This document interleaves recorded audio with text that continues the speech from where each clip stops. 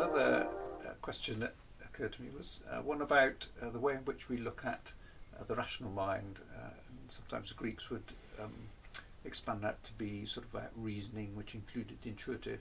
But in our current society, we work very much in a sort of secular and science-based culture of thinking, which is really driving very much a rational scientific mind.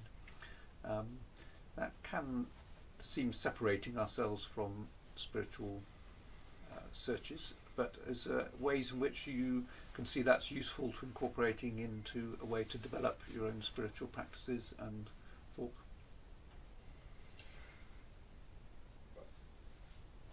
I think the first thing I'd say, and make sure I'm staying with the theme, is you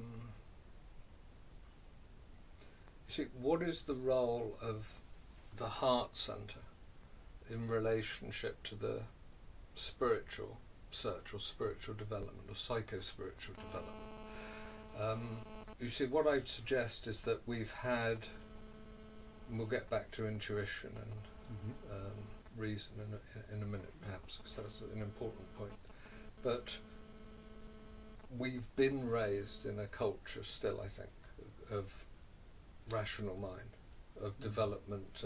We know that school, for example, favours, to the detriment of many children, reason, rational mind, over, for example, creativity, over other kinds of expressions of the human life force that could be enhanced by education or could be valued as much.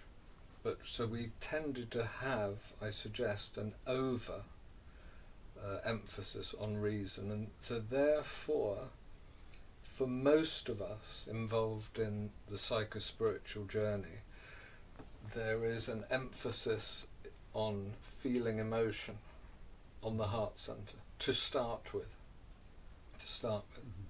to open that up, to balance that really with the rational mind, with thinking, thought processes. And that's been the case for the last 50 years. I mean, that imbalance has needed to be addressed in the psyche for human beings who are interested in inner work and development to balance themselves in terms of thinking and feeling.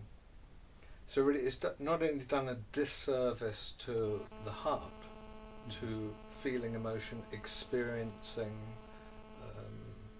feelings, experiencing emotionally the world and its events and other people, which we're in a sense sorely lacking in today, which, you know, for example, I see as the direction we're going. The main thrust of my work at the moment is to bring people into the heart, not to bring people into the spirit or the larger mind or even the intuitive mind or any of these things, but something that sounds perhaps far more humble or reachable, but is surely very necessary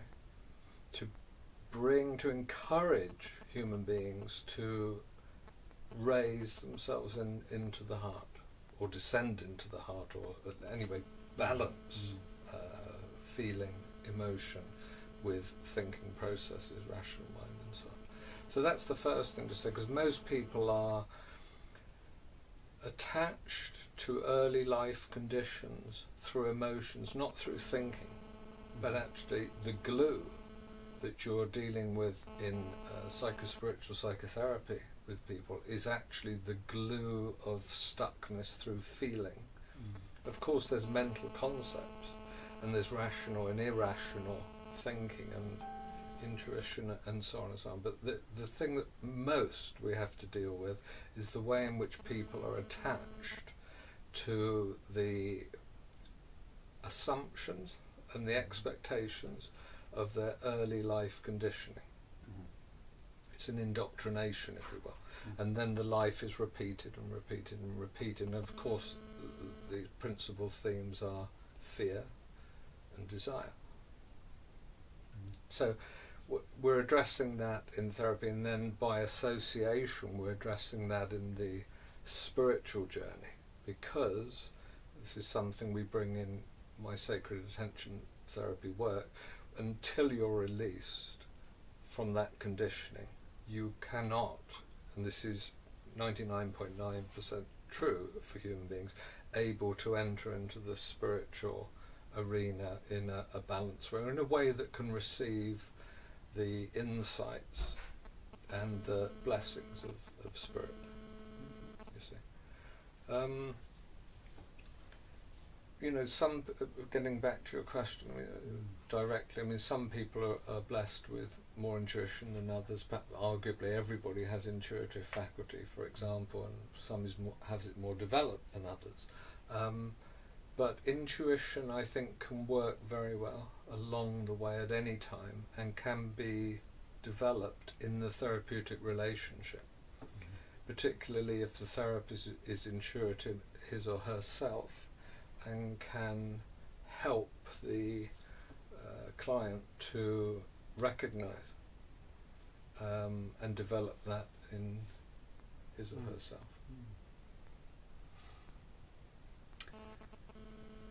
And how might that relate also to left brain, right brain thinking, in that it's felt that the left brain is very much about the outer world and therefore more of our needs and desires, and the right brain is more the creative, the intuitive, the connected with spirit and other aspects, and how we could use that to balance our thinking as well. Yeah, well, yeah. This is a useful notion, isn't it? A useful illustration, and again, more right brain probably for people who I encounter, to bring them into the creative, intuitive, aesthetic,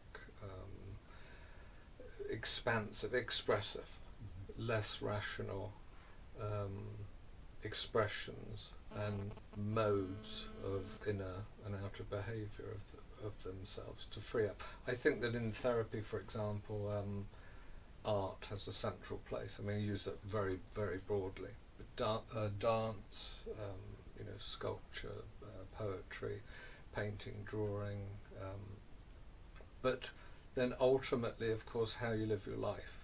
You know, actually being able to see your life less purely in practical terms, but perhaps also in terms of the aesthetic sense that you have to it, or an artistic, creative, and ultimately spiritual sense.